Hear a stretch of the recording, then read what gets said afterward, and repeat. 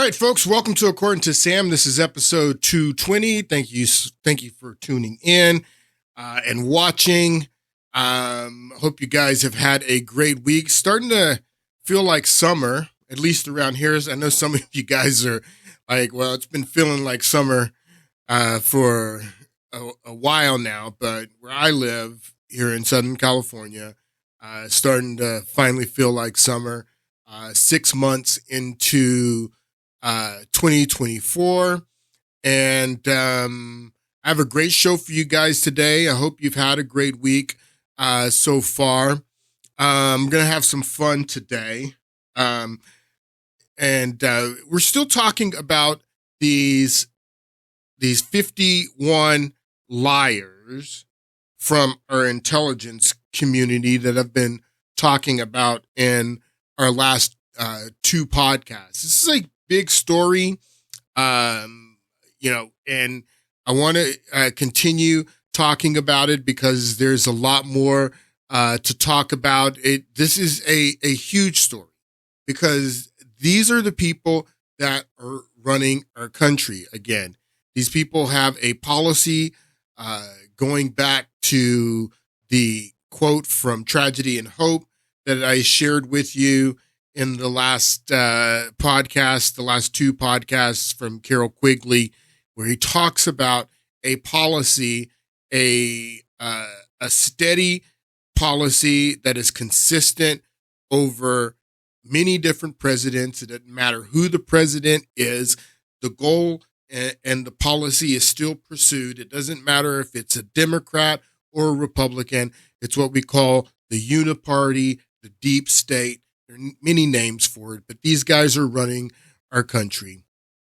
And that's what we've been talking about past few weeks. The reason why is because in the Hunter Biden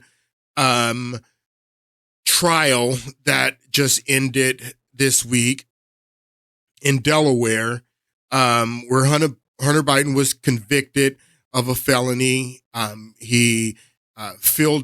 He lied on the form where that you fill out to get a firearm. So he lied on this form and said that he wasn't using drugs, and of course he was using drugs. And the laptop that these guys told us was Russian disinformation. They tried to frame Russia, but they were the ones that were putting out the disinformation because the laptop was not disinformation. And we know that now because in this trial, the laptop was entered into evidence. The laptop was used to convict Hunter Biden. And now everyone is coming out and they're saying now that that Hunter Biden has been convicted by his father's own Justice Department. I did a podcast, I guess, last week, 3 podcasts ago, where I titled the podcast Two-Tiered Justice. It's that it's a two-tiered justice system. I played the guy, the black guy in Fulton County when Trump was indicted there. He came out with the Niggas for Trump shirt, and he says that we have a two-tiered justice system. And I was explaining that this is what people see going on and what is, people are starting to open their eyes to this, and Trump is highlighting that because they see this two-tiered justice system and the way the justice system is being used to persecute him. So everyone's coming out now, and they're saying, see, their narrative's dead.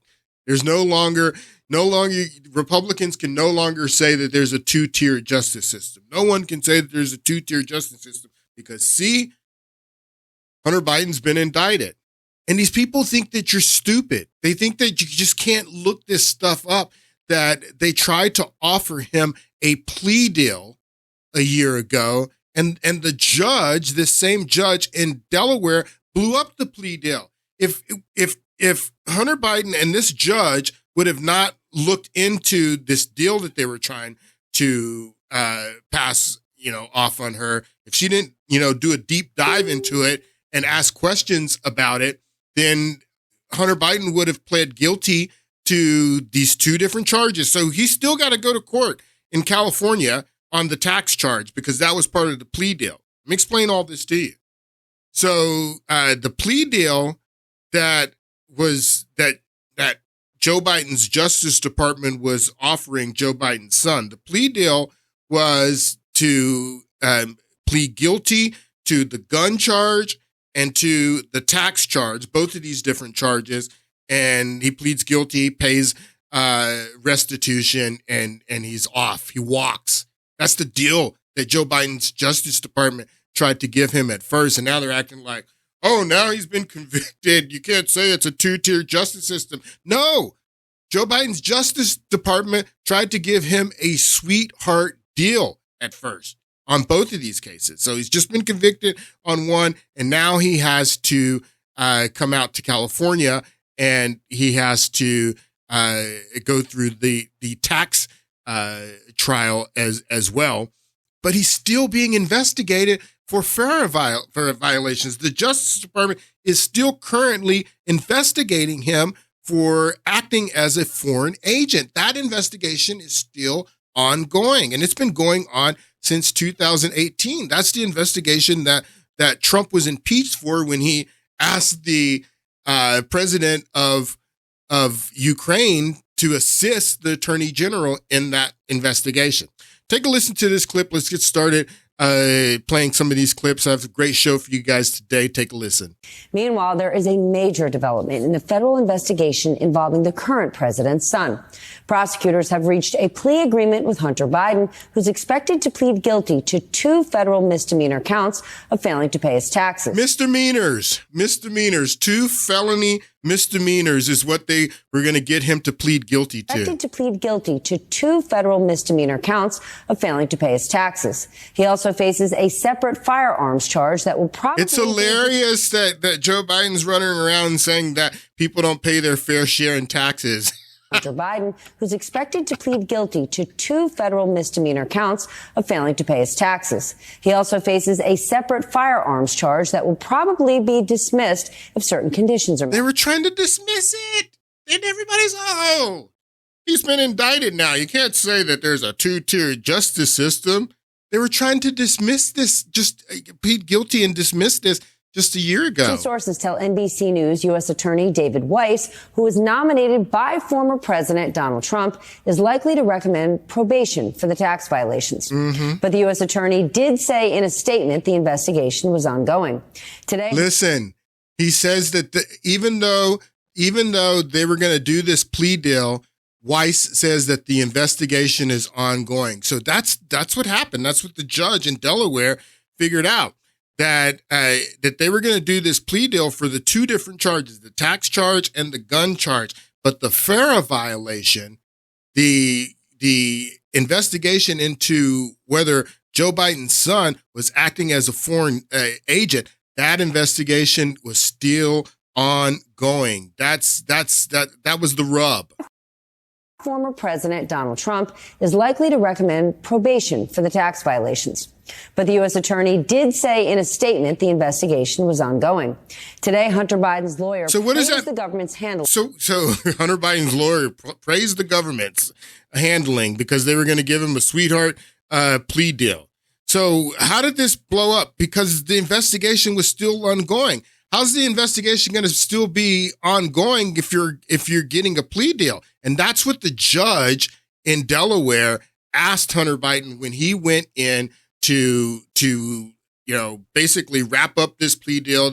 His understanding is, I'm sure he was really happy that day when he went into that federal courthouse in Delaware and he was getting ready to do this plea deal. He thought that he was going to be in and out. And the judge looked at this plea deal and said, wait a minute, you're still being investigated for FARA violations. You're still being investigated for acting as a foreign agent. Is it your understanding that this plea deal that you're getting is also going to cover this investigation into you acting as a foreign agent? And then that's when it blew up. Take a listen. This morning, Hunter Biden's legal fate is in serious question. This is after his plea deal collapsed at the last minute in this remarkable, really unprecedented court hearing yesterday. The federal judge put it all on hold as the president's son was preparing to plead guilty to tax crimes to avoid prosecution on a felony gun charge. This hearing was supposed to be quick, 30 minutes, just a formality, but it turned into an hours-long ordeal as the judge raised questions about this deal. She called it unusual, at one point asking if it was even constitutional. So the judge said she would not be a rubber stamp there. The deal began to unravel when the judge asked if it gave Hunter Biden broad immunity for other possible crimes, including in his foreign business dealings in Ukraine and China. You hear that? The prosecutor responded, no. Hunter Biden's lawyers snapped back that in that case, the deal would be null and void. Let's listen to that again. So the judge said, do you think this gives you immunity for you acting as a foreign agent? And then the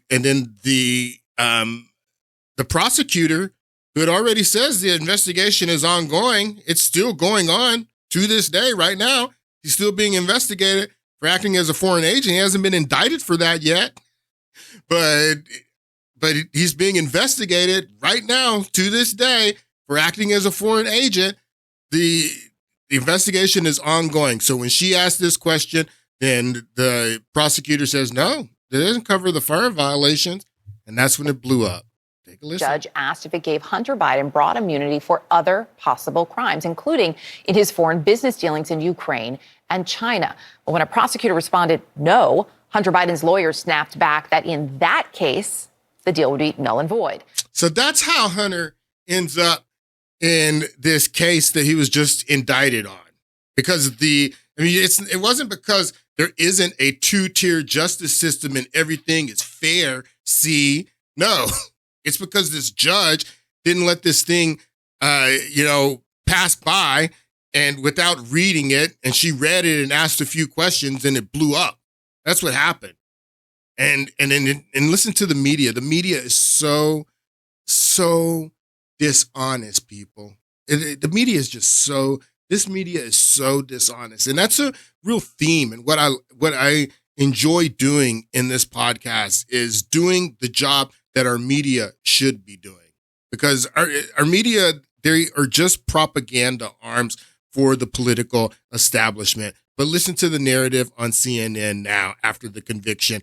Oh, see, there's no two-tier justice system. Mr. Speaker, you've been saying two-tier system of justice for some time.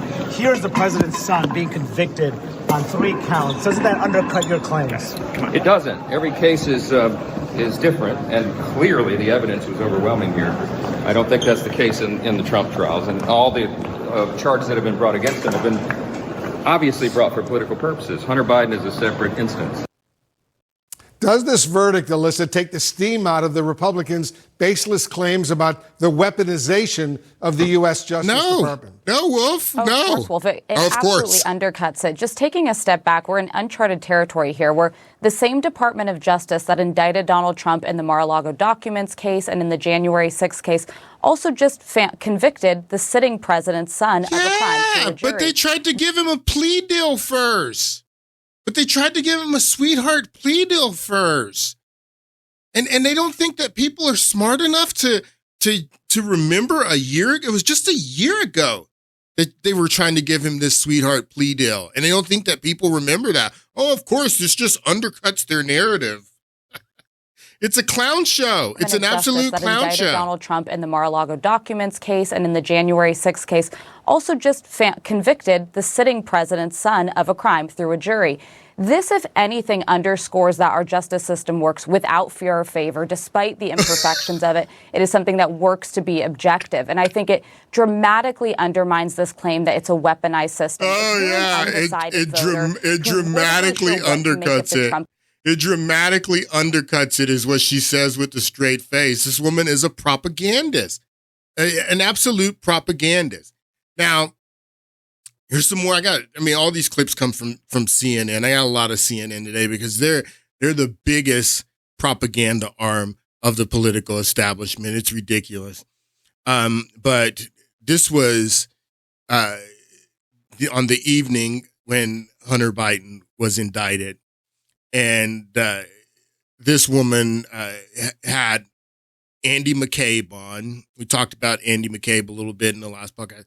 So in the last podcast, I said that the unit within the FBI that this guy headed, I was calling it the counterintelligence unit. It was counterterrorism, not intelligence. So Andy McCabe, he's the guy who got fired from the FBI for trying to rig the election against Trump. We played the clip of him in the last podcast. And then this guy, David, I forget his last name. Anyway, they're on this show with Collins here. I want you to listen to a little bit of this conversation talking about Hunter Biden. Obviously, Andrew McCabe, Hunter Biden's legal team has made clear they're going to challenge this. But this is not the end of the legal exposure, legal troubles for Hunter Biden. He's got another case pending this November or this fall.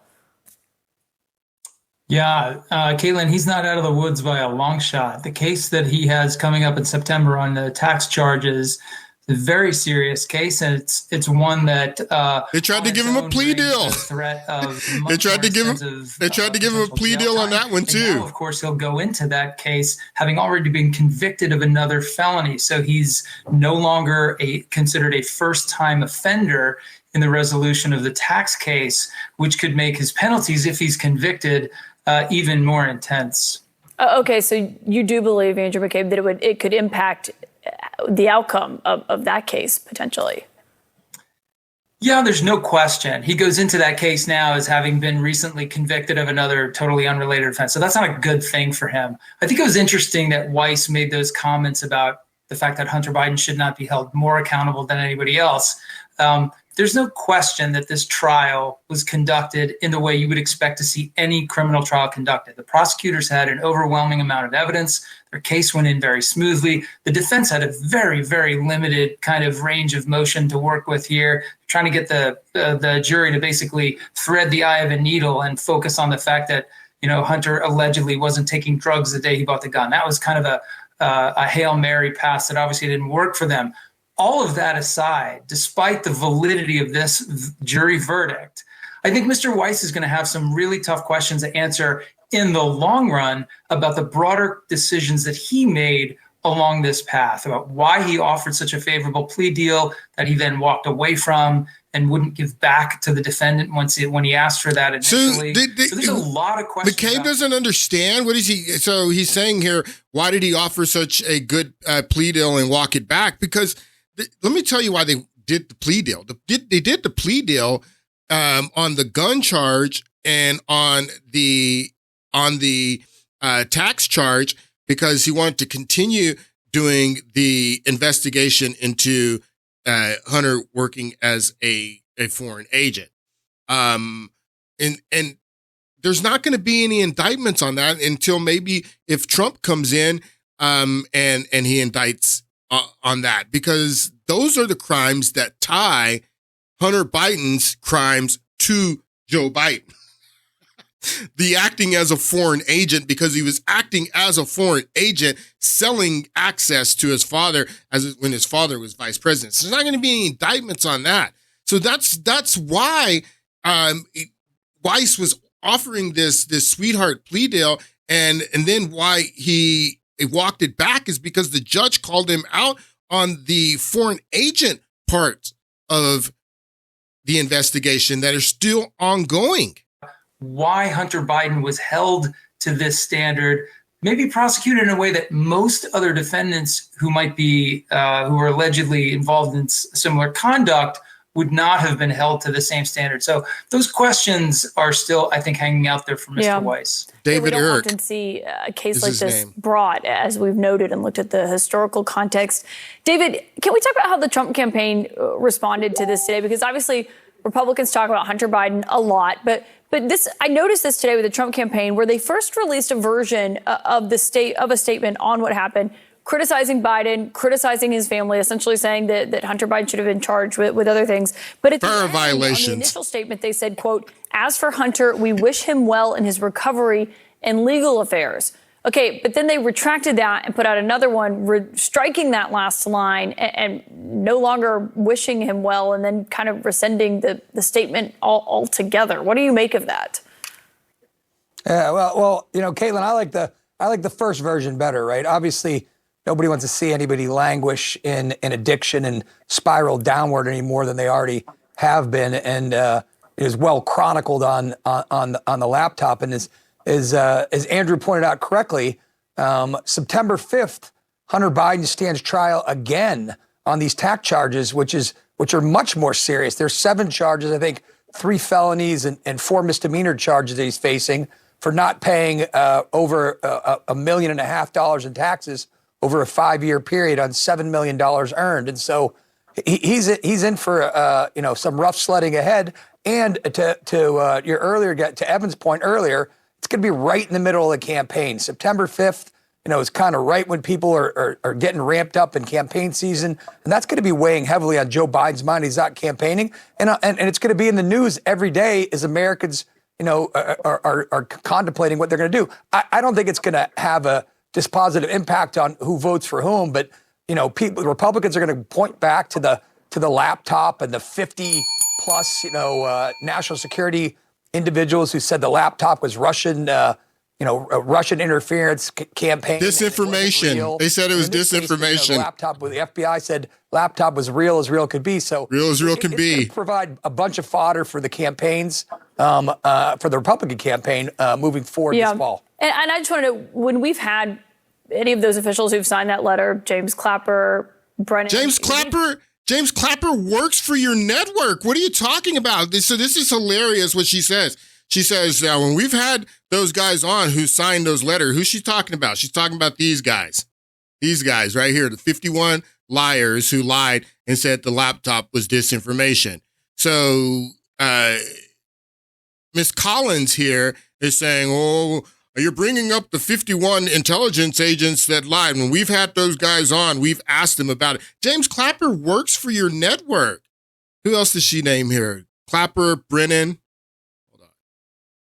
The FBI said laptop was real as real could be. So it's going to provide a bunch of fodder for the campaigns, for the Republican campaign moving forward this fall. And I just want to know, when we've had any of those officials who've signed that letter, James Clapper, Brennan, we've talked to them about, putting their name on that and whatnot. We've talked to them about putting their name on that. What do you mean you've talked to them about it? What does that mean? We've talked to them about it. What does that mean? That we've talked to them about it. When we've had James Clapper and John Brennan on here, we've talked to them about putting their name on that letter, saying that the laptop was Russian disinformation right before the election and lying. We've talked to them about it, is what Caitlin Collins says. What'd you guys talk about? I mean, here's one of them right here. I wonder how you see this moment. And I want to explain that this is just yesterday. I got this clip from yesterday. You see the flags here. This is the meeting that Joe Biden had with Zelensky, where he committed to our supporting Ukraine for the next decade. The next decade, this clown just made a commitment for us to support Ukraine. Anyway, this was the meeting where that happened. The CNN talking head here, Brianna, is interviewing Leon Panetta, this is him right here. This is Leon Panetta. He's one of the 51 liars that lied before the 2020 election and said that the Hunter Biden laptop, which was just used to convict him, was Russian disinformation. So Caitlin Collins, 2 nights ago, is challenged on that on her show by David Urk.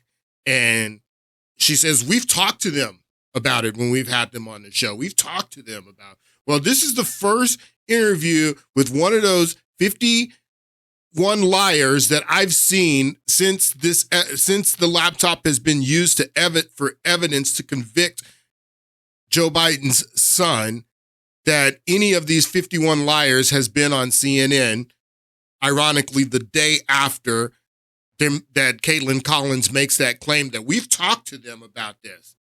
She hasn't talked to Leon Panetta about that. Leon Panetta is on this program to push the policy, and the policy is Ukraine and keeping Ukraine going for another decade. Take a listen to Leon Panetta here. Comments, shoulder to shoulder with Ukrainian President Zelensky here at any moment. I wonder how you see this moment in the war with Ukraine, in the U.S.'s fight against Russia, even if, it doesn't have boots on the ground. How do you see this moment, especially with the uncertainty of the election in November hanging over all of this?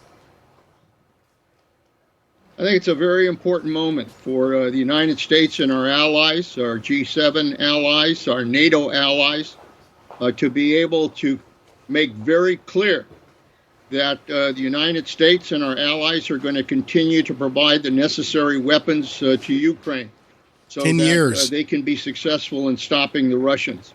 A 10-year commitment here is very important in terms of the weapon systems that can be provided. Now, why would anyone say, first of all, now that you know these guys are liars and that they lied before the 2020 election to rig the election for Joe Biden, why is this guy even invited on to give his commentary is what I want to know, first of all. I mean, why are these guys even, because they're propagandists, people.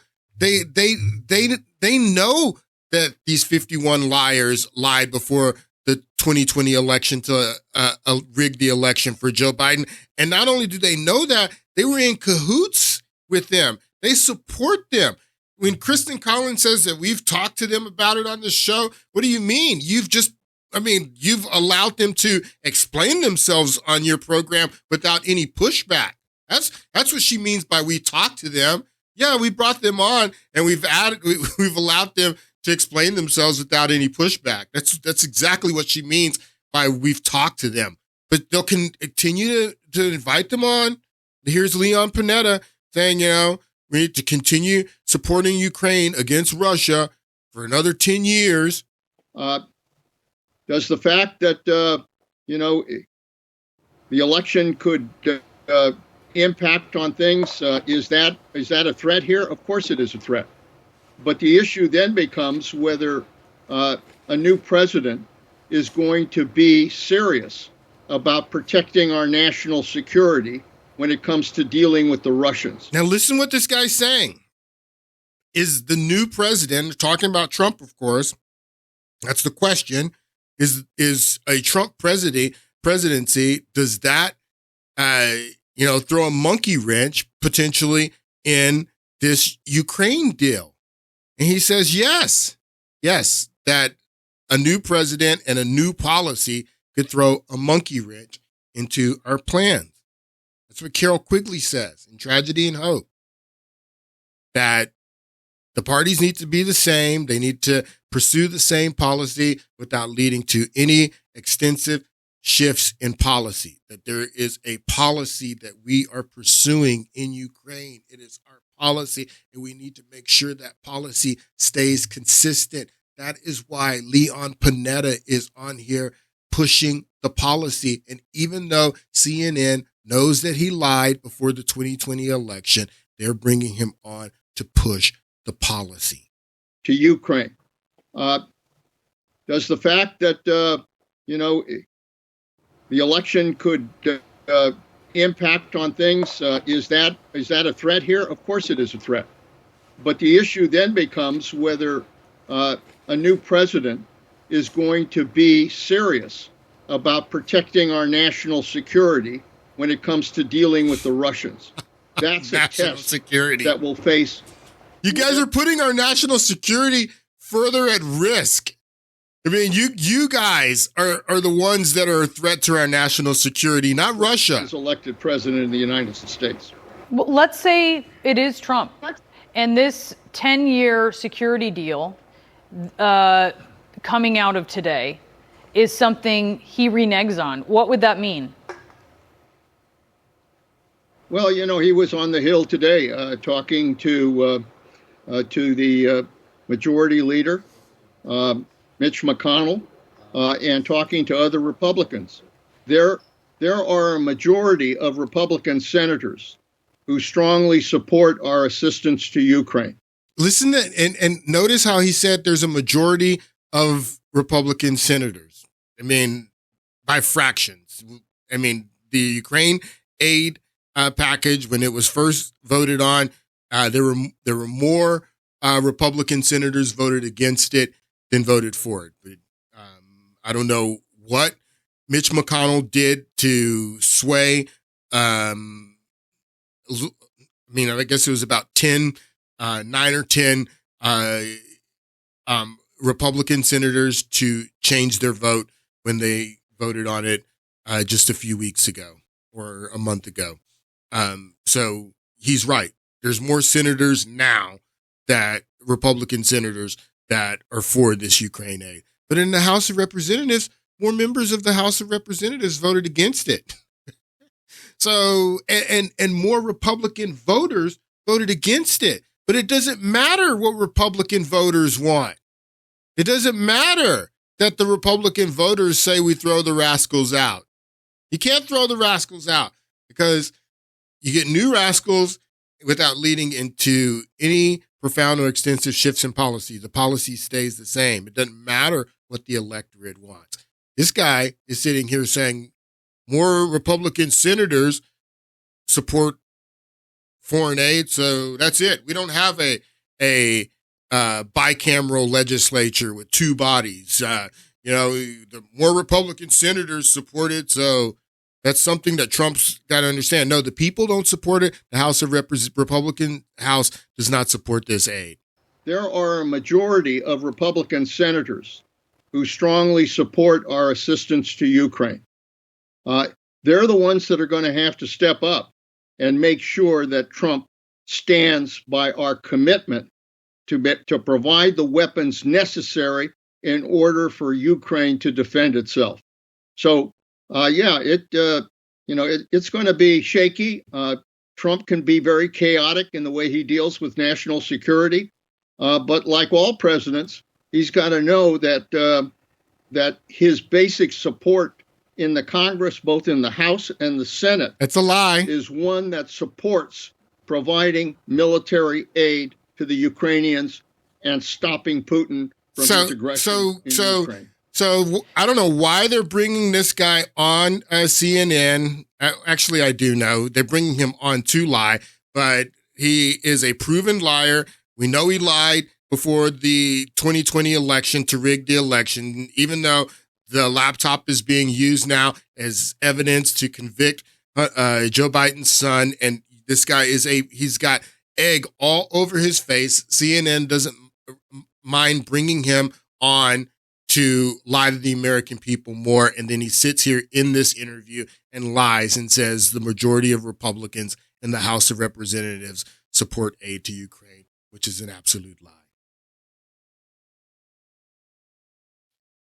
I mean, we remember 2009. They're coming with all of this Cold War hysteria about Russia.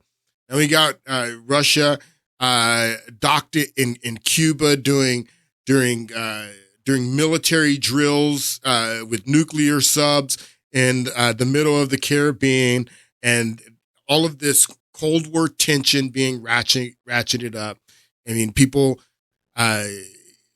forget and don't even realize that the Obama administration, Hillary Clinton, Joe Biden, Barack Obama, reset our relationship with Russia back in 2009. And I mean, it's like a dream now, like this never even happened. And I always ask the question, how in the beginning of the Obama administration do they reset our relationship with Russia? And then 8 years later, by the end of his administration, they're turning the entire country against Russia. That's the important part about what these guys did with their intelligence operation in 2016, and then also in 2020 when they lied to frame Russia. These guys have been setting up to turn America's sentiment towards Russia ever since 2014. It's been orchestrated. Everything they told you about Russia has been a lie. They told you that Russia invaded Crimea. It is a lie. Crimea voted for their independence and then requested that Russia annex them. They told you that Russia hacked into the DNC and John Podesta's email and transmitted all that information to WikiLeaks before the 2016 election. That was a lie. There's no evidence that Russia did any of that. They told you that Donald Trump and Russia were in cahoots with one another and that there was this collusion to steal the 2016 election. That was a lie. There was never any collusion with Russia to steal the 2016 election. You remember when the Republicans took the House of Representatives and this whole Spygate thing blew wide open? First of all, you remember when Trump first tweeted out, just found out that Obama had my wires tapped before the before the big win, and all the late night shows like the Colbert Show and the Daily Show, and everybody was making fun of Trump first. That ha ha ha, he thinks Obama spied on him, and then Devin Nunes, he says, well, we're going to release this memo that outlines how the FISA warrant got on Carter Page. They used the FISA warrant to spy on Trump's entire campaign, and then they unmasked members of the Trump campaign. And Devin Nunes had broken all this down, and he was going to release the memo.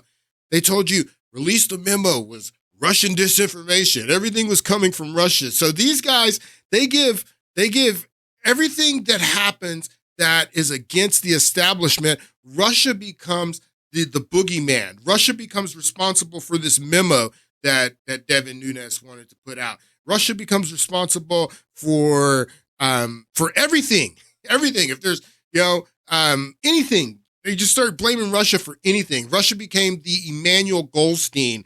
And if you've ever read the book 1984, Emmanuel Goldstein was the big boogeyman that no one even knew if this guy existed or not. When O'Brien is torturing Winston, Winston's asking, does Emmanuel Goldstein exist? And O'Brien tells him, you'll never know if Emmanuel Goldstein exists. That's what Russia is. That's what Putin is. They've set up this boogeyman that they can blame anything on Russia.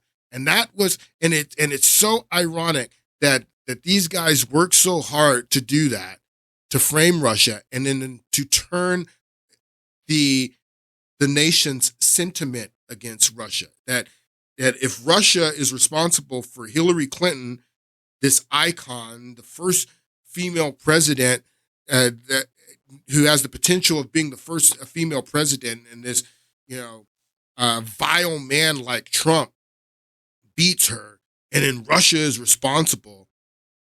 This sentiment against Russia leads us even to the war in Ukraine and our combative posturing towards Russia to this day.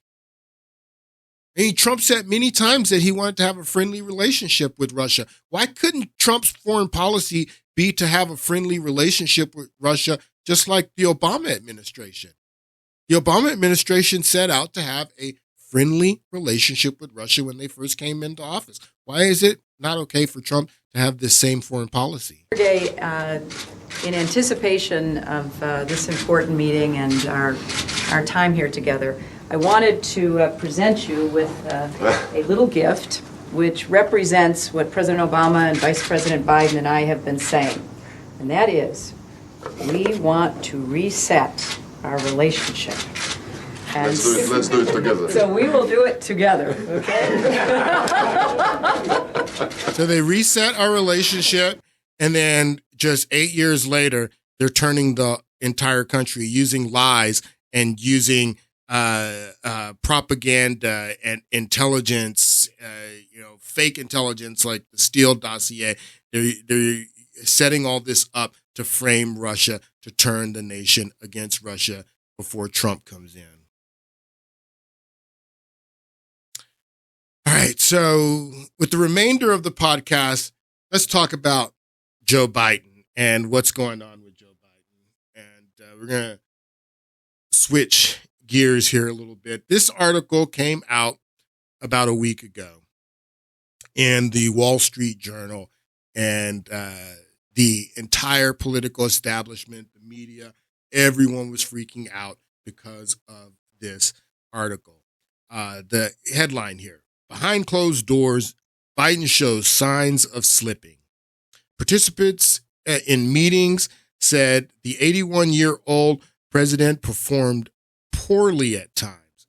And White House said Biden is sharp and his critics are playing partisan politics. The White House said that Biden is sharp. So the White House is rebuffing the sources, about 40 sources that were interviewed for this article that say that Biden is showing signs of poor cognitive ability and all of these other things in private meetings. And the White House rebuffs, saying Biden is sharp and his critics are playing partisan politics. So this article came out, and everyone, because Rupert Murdoch owns the Washington Journal, who owns Fox News, and they were saying this is a hit job.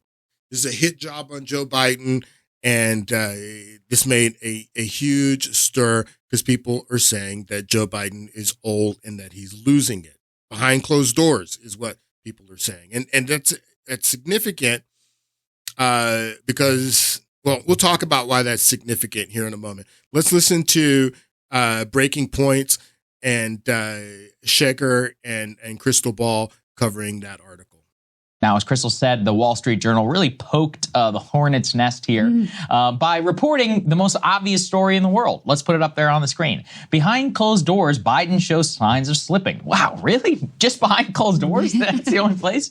Participants in meetings said that the 81-year-old president performed poorly at times. The White House said Biden is sharp and his critics are playing partisan politics. Now, I encourage everybody to read this. It's a couple thousand words.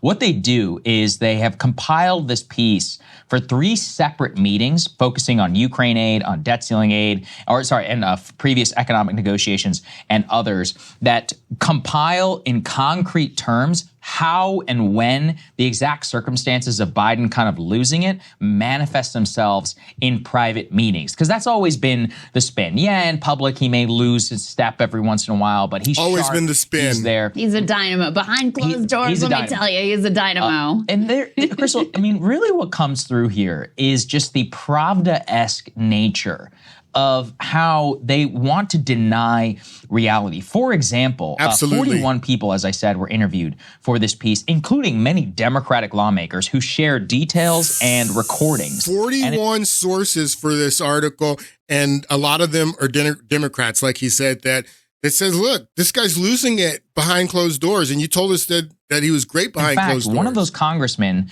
Representative Gregory Meeks, was explicitly told after the White House was told that he had been interviewed by the Wall Street Journal to call back the reporter and just say, you know, I should just give you a call back, according to Representative Gregory Meeks. The White House wanted me to set the record straight. Yeah. They also had people like Hakeem Jeffries, the House Minority Leader, give quotes like this, quote, Biden is incredibly strong, forceful, and decisive. I mean, this is like North Korea level propaganda. And I think we have that we in an interview where they just after the offices of several Democrats shared. So let's listen to some of the media and their reaction to the Wall Street Journal. Take a listen.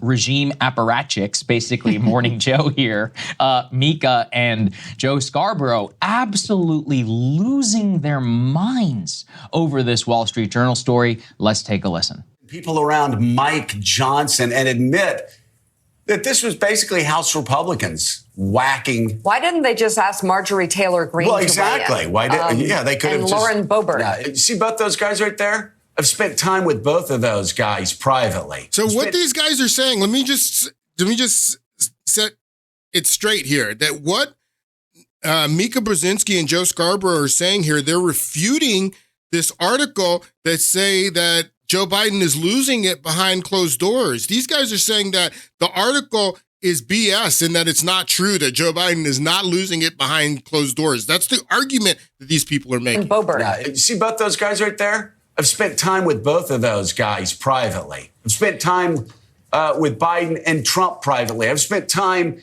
with every House Speaker over the past 30 years and Joe Biden.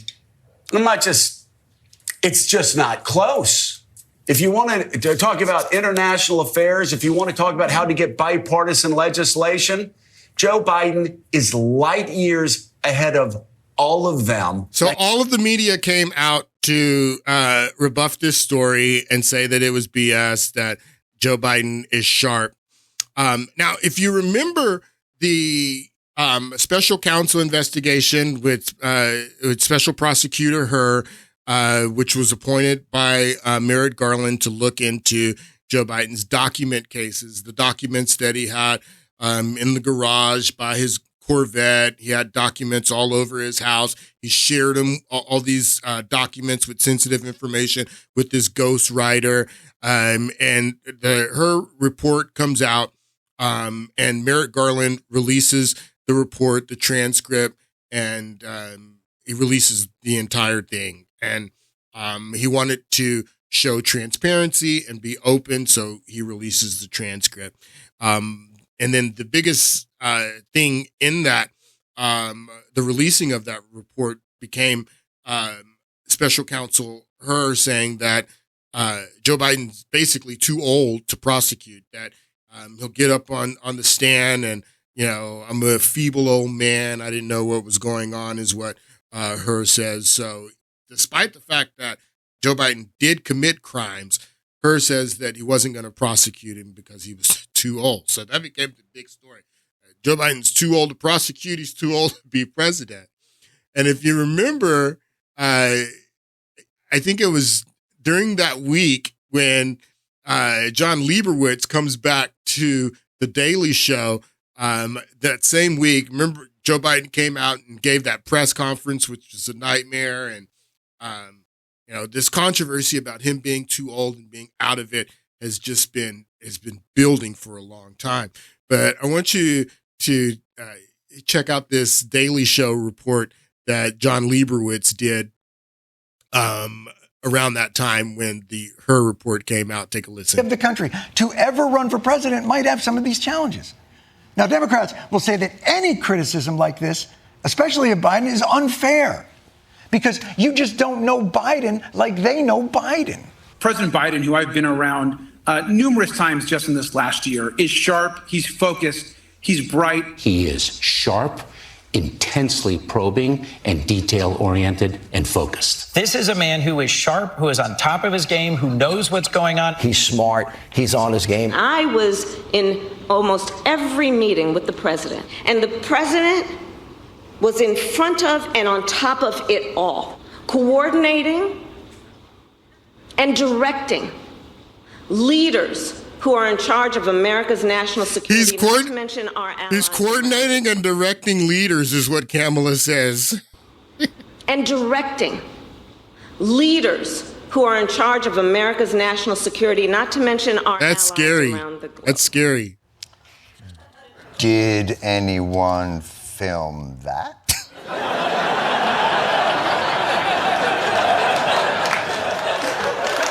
Because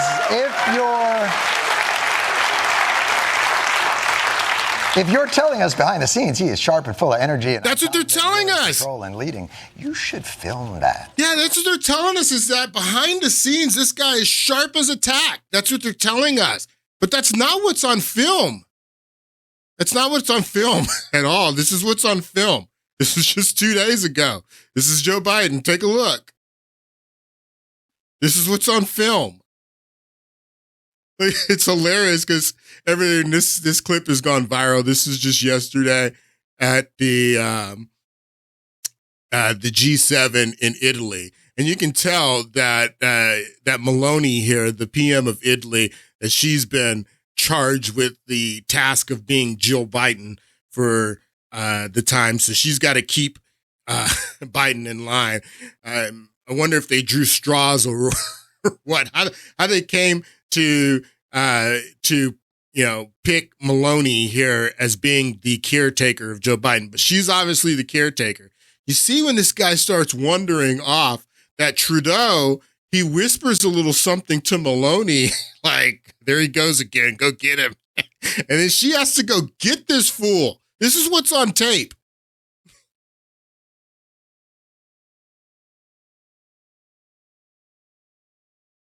Go get him. Listen.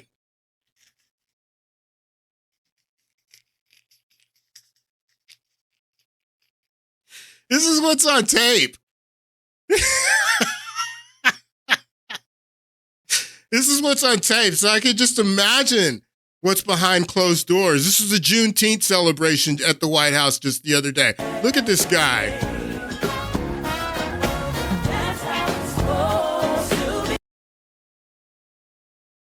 Look at this guy.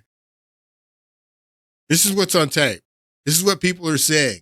So we can just imagine what's going on behind closed doors. Look at this guy, man. It's frightening. It's frightening, people. This is what's on tape. This is one of my favorites. When I saw, this was a week ago when they did the D-Day celebration there in Normandy. And when I first saw this video, oh my God, I started laughing so hard I was hyperventilating. Once you watch this, look at the taps is going on. They're playing taps. And everyone is facing the correct way. Look at Jill. I don't know where she's faced. She's looking off, somewhere here. But look at Macron and his wife. Everyone's facing the same way. And then you're going to see Macron's wife as Biden just starts wandering off, just starts turning, and nobody knows what's going on.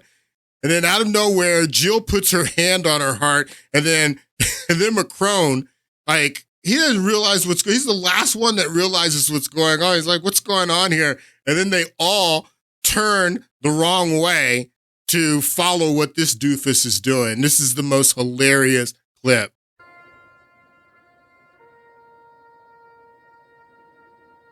She notices, she's like, what's this guy doing?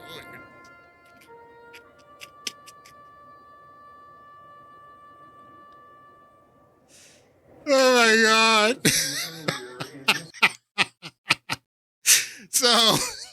So this is what's on tape, is what Jon Stewart is talking about here. You're telling us behind the scenes he's focused, that he's sharp.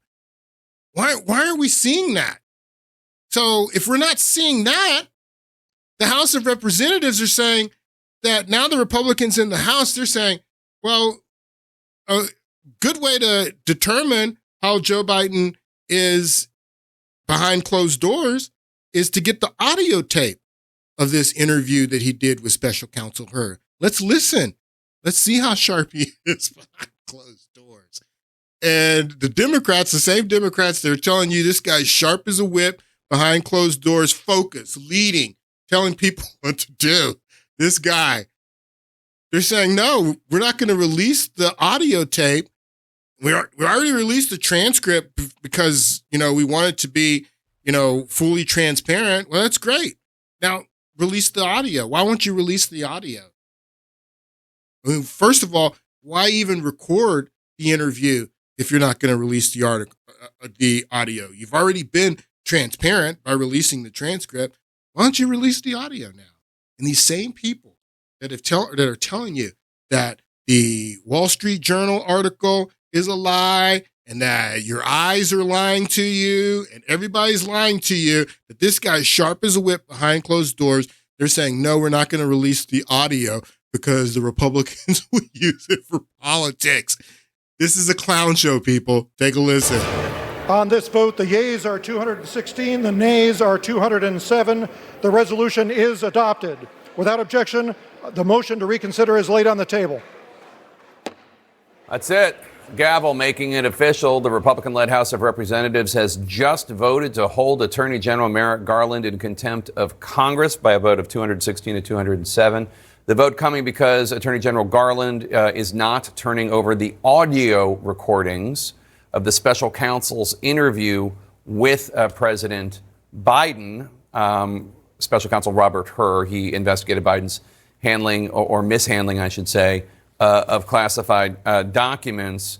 We should note, for transparency reasons, that CNN is suing the Biden administration as well for those audio recordings, because transparency is a hallmark of journalism and accountability, demanding accountability. So CNN has issued a FOIA request. Not only is the House of Representatives Republican in the House trying to get this audio. CNN and other news outlets have also sued under FOIA to get the audio. Everybody wants the audio, not just the Republicans, because everyone wants to see.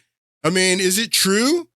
Is it true that Joe Biden is slipping behind closed doors? And if he's not, then share the audio. And why is the Biden administration hiding the audio?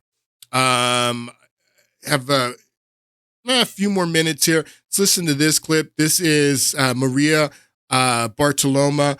She's interviewing Debbie Dangle. This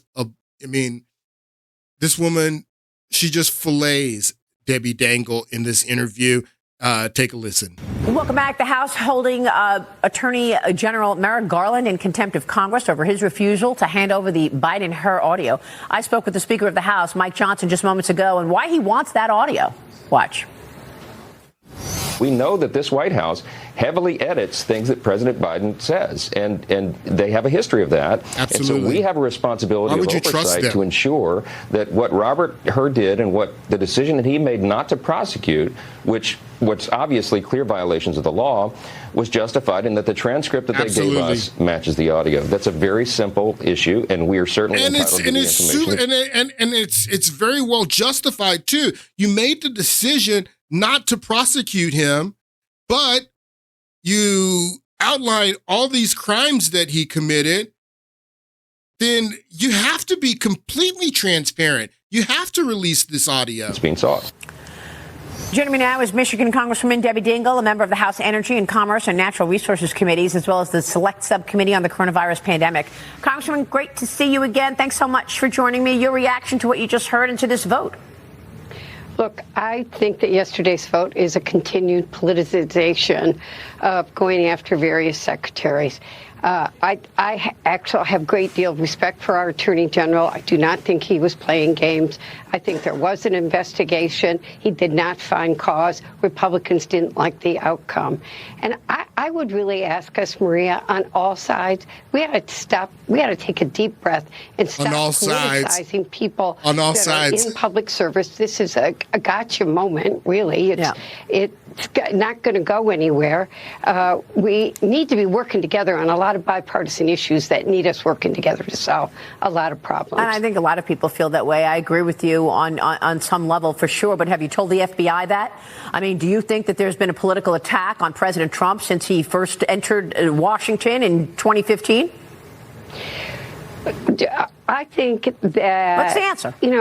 What's the answer? I have to say this to you. What's the answer? Has President Trump been attacked politically because he's President Trump? Because he's Trump, has he been attacked politically? Well, and it's unfair. I think there are a lot of political attacks on a lot of people. No, I'm asking about Donald President Trump. What about Trump? Well, President Trump does some things that I have had issues with. You know it. The two of us have had interesting spars, but we do it directly with each other. As what specifically? You know.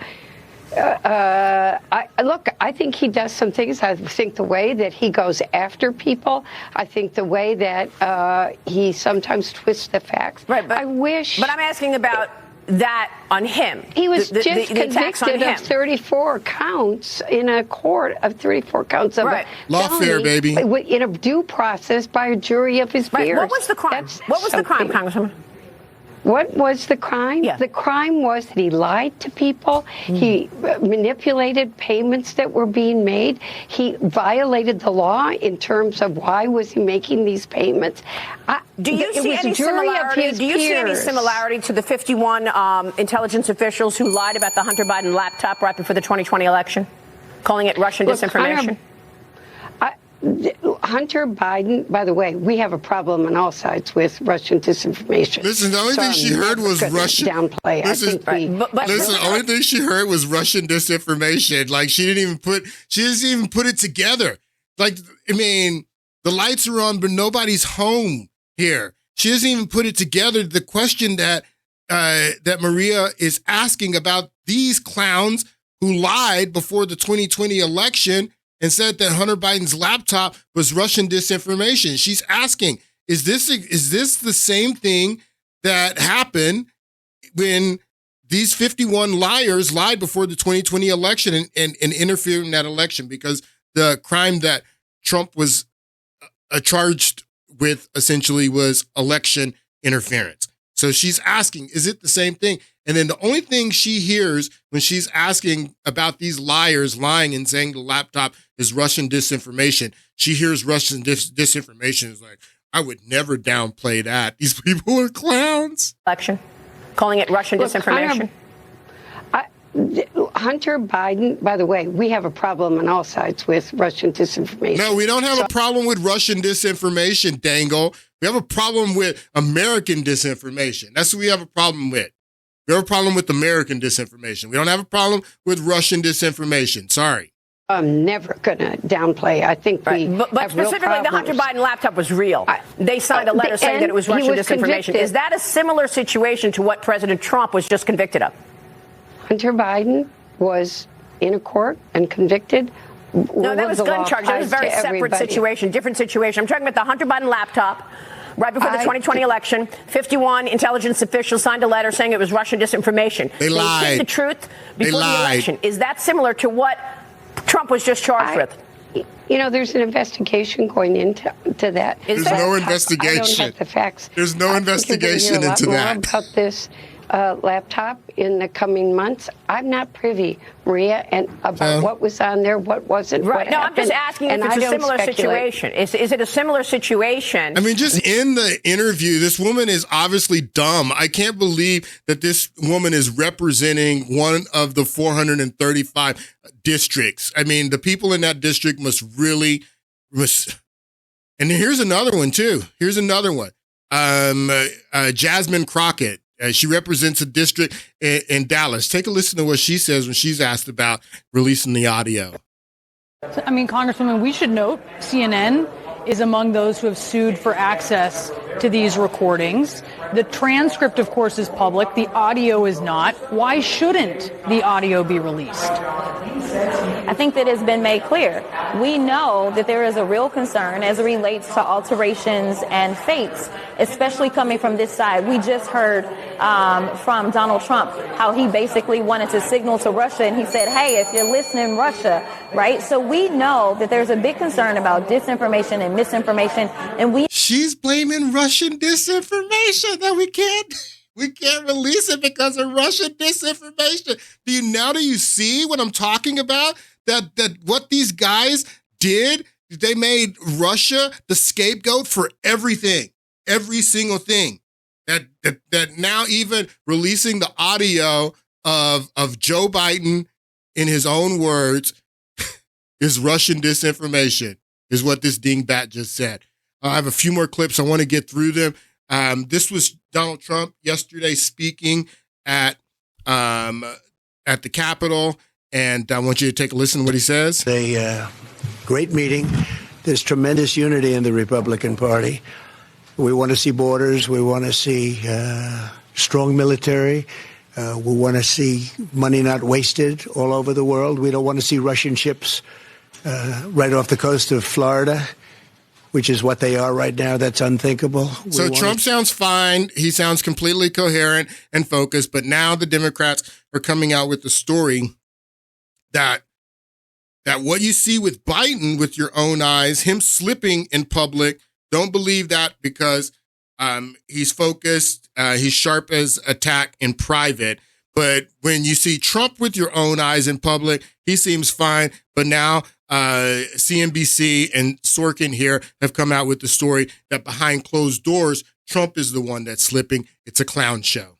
I will say I was surprised. I spoke to a number of CEOs who I would say walked into the meeting being Trump supporter-ish or thinking that they might be leaning that direction, who said that he was remarkably meandering. He's meandering behind closed doors. Trump was all over the map, and that they, which maybe not surprising, but was interesting. So behind closed doors, Trump's the one that's meandering, and in public, Joe Biden is the one who's meandering. But in public, Trump seems sharp, and they tell you that Biden, it's the other way around. That's what they're trying to convince you. It's a bizarro world. All right, so this is the last clip. I'm almost done. I want you to listen to this dingbat because this is Trump's ace in the hole. Biden is not well. Biden is not well, people. Anyway. Biden is not well. So this is a 5-minute clip of Biden doing what you just saw there. If Biden wins in November, this woman will be president of the United States and within 6 months. And that is a scary, scary thing to think of. Let's listen to Kamala Harris, and then I'll play us out. So the importance of community banks is they are, as they are called, they're in the community, led by members of the community. They are people who understand the capacity of the community, the needs of the community, the culture of the community. So the importance of community. All right, folks, I'll be back on Monday. I hope you guys have a great weekend. If you like the podcast, share the podcast. Please like and follow and help me grow this thing. I'll be back on Monday. And again, have a great weekend.